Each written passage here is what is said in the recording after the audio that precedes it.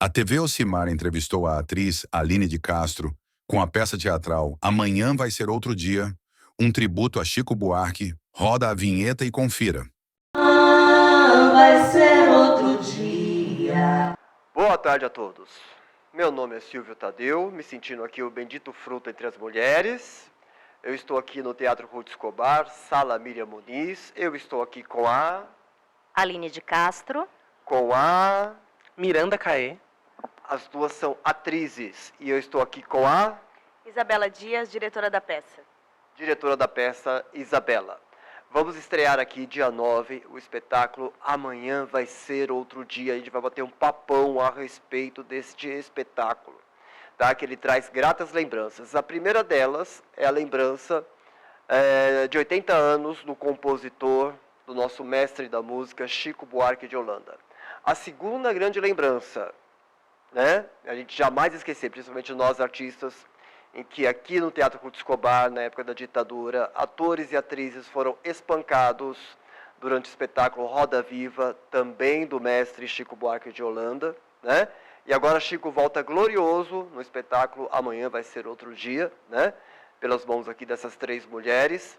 E a terceira lembrança é que as mulheres estão se libertando de suas prisões. E esse espetáculo fala sobre mulheres encarceradas, mulheres presas, mulheres em presídio, mulheres em jaulas, né? Eu quero saber primeiro da Aline. Aline, eu lembro de uma vez, acho que foi no SBT, há muitos e muitos anos atrás, que você nem era nascida ainda. Era uma série que passava às sextas-feiras à noite, chamada As Prisioneiras. Não sei se alguma de vocês lembram, vocês são muito jovens, acho que vocês não lembram não, mas fez muito sucesso na década de 80 no SBT. Que falava justamente sobre a rotina de mulheres encarceradas, tá? Eu quero saber o porquê desse tema. Bom, em primeiro lugar, tem um pouco de minha experiência no meu período de advocacia. Eu trabalhei em presídio, em Salvador, Bahia, que é minha terra natal, e tive de perto com a situação carcerária masculina. Mas, ao mesmo tempo, a gente tinha também informações do encarceramento feminino e das dificuldades que era em relação ao encarceramento masculino. As mulheres tinham muito menos atenção, inclusive dentro da própria Defensoria Pública, do que os homens. Então, assim, as cadeias elas não foram preparadas para receber mulheres. Eu acho que, originalmente, há muitos anos atrás, era muito mais homens presos do que mulheres. Então, se manteve a mesma estrutura, sem um apoio para essas mulheres que muitas vezes têm filhos de colo, muitas vezes estão grávidas, muitas vezes precisam de uma necessidade de saneamento básico um pouco melhor do que a dos homens. E eu observava isso. E, ao mesmo tempo, a observação do abandono dessas mulheres. Geralmente, as mulheres, isso é uma estatística que vocês podem encontrar no Google, tá aí para qualquer um ver. Geralmente, essas mulheres, elas são presas por tráfico de drogas. Estatisticamente, é o ponto principal, assim, do encarceramento feminino. E elas começam a traficar para poder sobreviver, porque foram abandonadas pelos pais, pelos parceiros, etc. e tal. A maioria massiva elas são de uma condição social baixa, né? Grande parte também são negras. Então, assim, o tráfico estava na porta. Então, o tráfico batia ali a porta e elas precisavam fazer aquilo para sustentar um filho e tal. Então, já vem essa história do abandono de antes da prisão e a história se repete no pós. Então, não existe um apoio para que essas mulheres continuem provendo essas crianças. Muitas vezes elas vão até para orfanatos e perdem o contato com essas mães. E elas não conseguem se recolocar no mercado de trabalho. Os homens também, mas assim, em relação às mulheres que já têm uma dificuldade natural dessa colocação no mercado de trabalho, é um pouco mais grave do que a situação. E eu sempre quis falar sobre isso. Já pensei em escrever um artigo, né? Eu tenho alguns artigos escritos. E eu sempre pensei. E, na verdade, também, as primeiras linhas de Amanhã Vai Ser Outro Dia, do espetáculo Amanhã Vai Ser Outro Dia, nasceu numa sensação que eu estava de prisão minha. Eu estava num momento assim, onde parecia que eu não tinha saída. sabe? Então eu estava me sentindo como se fosse de mãos atadas em algumas situações particulares, pessoais minhas. E aí nasceram as primeiras linhas da peça. Então, você falou uma coisa muito interessante. Então, vamos dizer assim, existiu e existe o olhar para a mulher no trabalho, existiu e existe o olhar para a mulher no lar, existiu e existe o olhar para a mulher na violência, mas não existe ainda um olhar para a mulher encarcerada. Não, é muito pequeno. Inclusive, assim, eu estava vendo, tem alguns documentários que falam, se eu não me engano, é Olhe para Elas, um deles, e Flor do Cárcere. São 2 documentários que eu já vi sobre encarceramento feminino. E um deles, a diretora é do Rio Grande do Sul. E ela fala assim, para cada 2.000 presas, tem um defensor público, o que é muito diferente da situação masculina. Então, para os homens, tem muito mais. E tem também uma situação curiosa que, assim, como eu trabalhava com atendimento das famílias dessas pessoas presas, só iam mulheres. Ou seja, os homens... Eu não atendia homens, parentes, marido, nunca vi um marido. Nunca vi um marido, eu nunca vi um pai, mas sempre as mães e as esposas iam fazer as visitas. Então, isso para mim era uma coisa que eu precisava falar para os outros de alguma maneira, expor essa situação, porque as mulheres não têm, por exemplo, visita íntima. Os homens têm, sabe? Então é muito diferente a situação carcerária feminina da masculina. A Aline é autora e também produtora do espetáculo e também atriz, tá? E eu li assim a sinopse, o espetáculo fala de 2 mulheres encarceradas, né? Uma é uma mulher mais frágil, né? De repente ela veio de uma família, né? um pouco mais de classe, e temos uma mulher, né? Também mais vivida, que está na cela com ela, que é vivida pela atriz... Miranda. Miranda, você quer falar um pouquinho sobre essa personagem mais vivida, essa personagem mais de luta, essa mulher, né, que representa a mulher negra, é isso? Né? Quer falar um pouquinho sobre isso?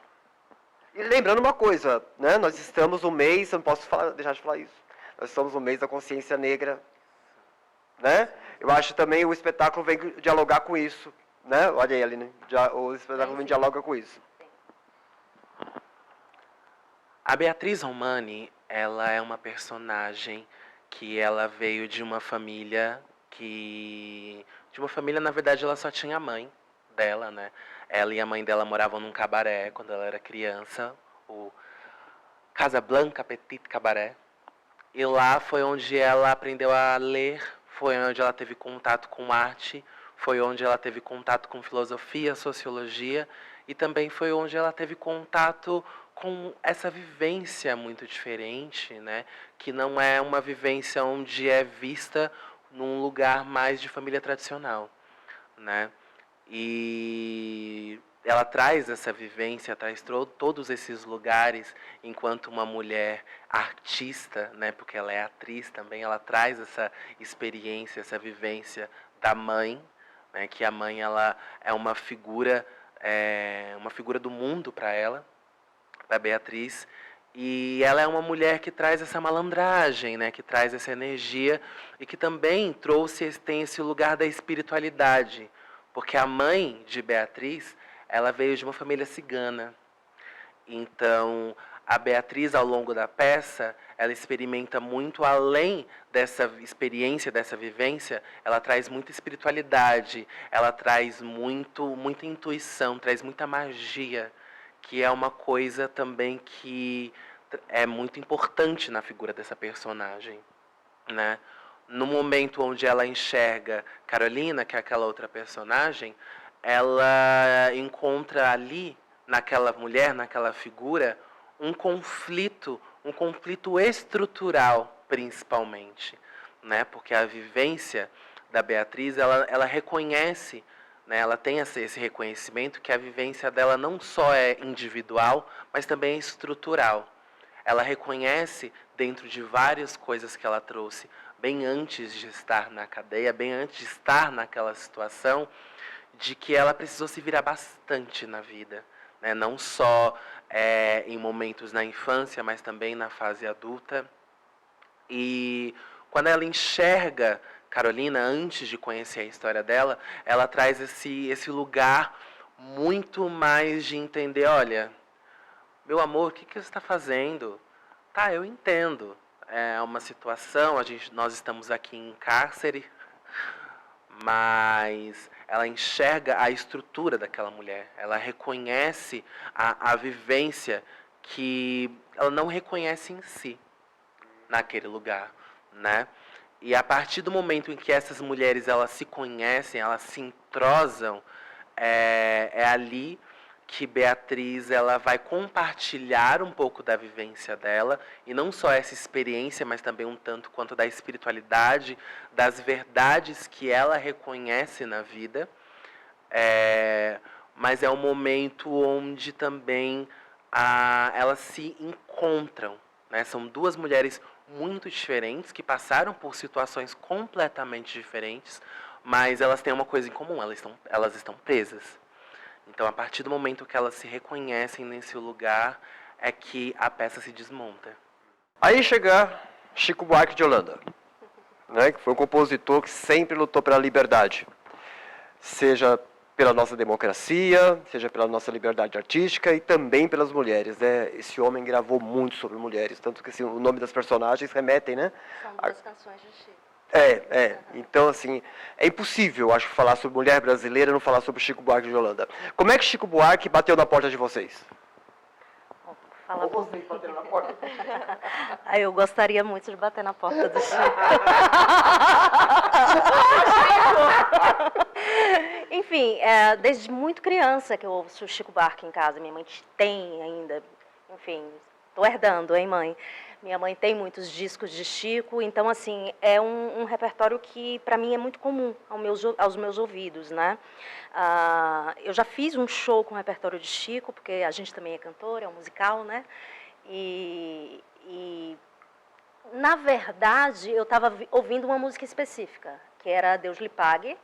Eu estava ouvindo essa música e percebi o quão dramática era aquela música e a faceta dramaturga de Chico me veio muito presente ali, ouvindo, escutando aquela música. E são os 80 anos dele. Esse ano ele completa 80 anos de idade e nada melhor do que fazer um espetáculo com músicas, com canções dele que naturalmente envolvem um espetáculo. As canções de Chico, as letras de Chico contam histórias, né? Você acabou de falar assim, que Chico fala sobre mulheres, inclusive é um dos poucos compositores homens que fazem canções para mulheres em primeira pessoa. Então, isso não é uma coisa comum.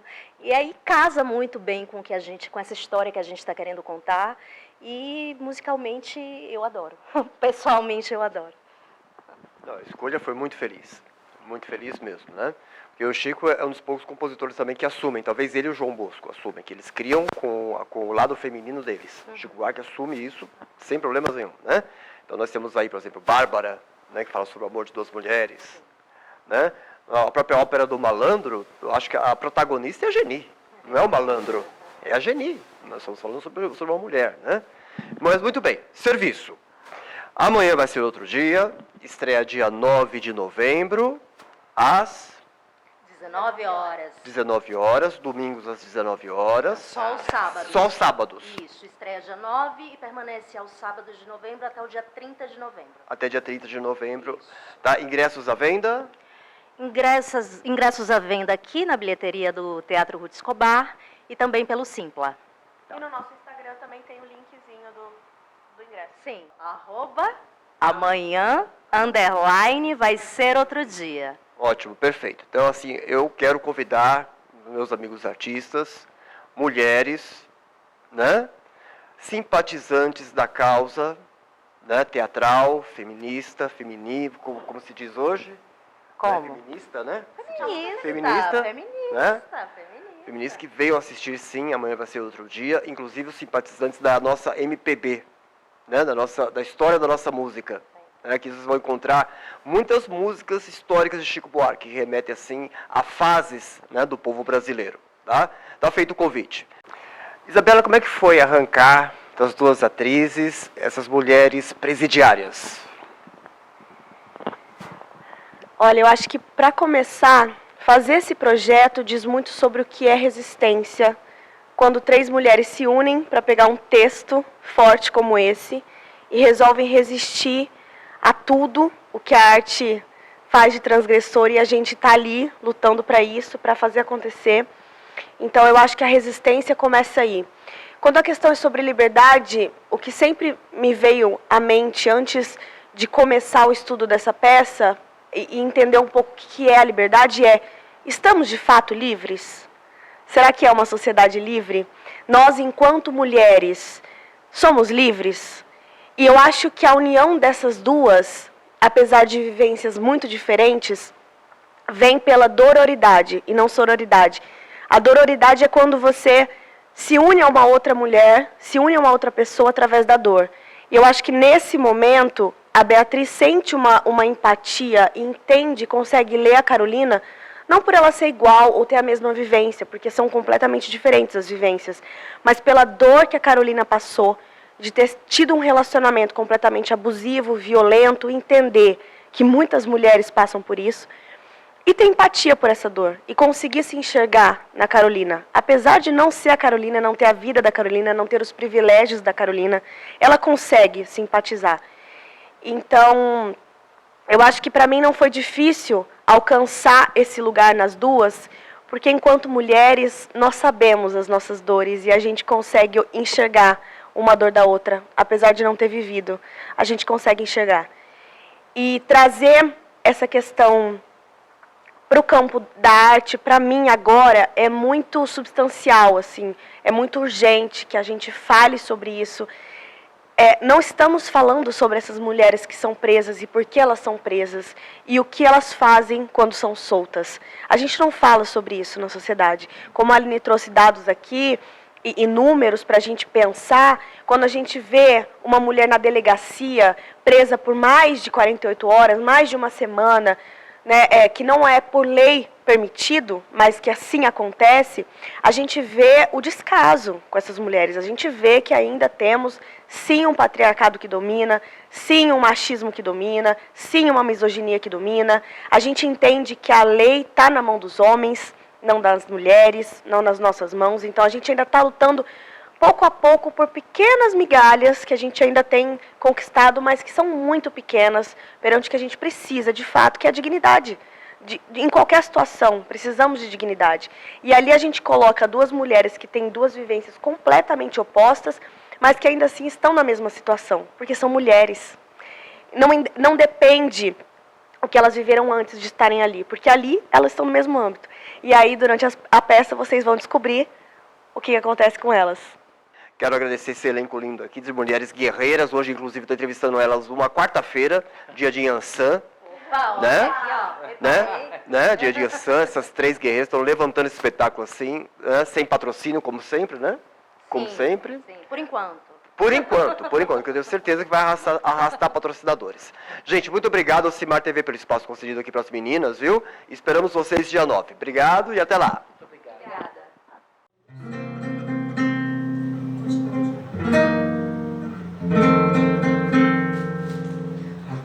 Amor,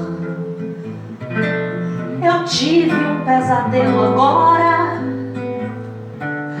Sonhei que tinha gente lá fora batendo no portão. Ai, que aflição, era dura.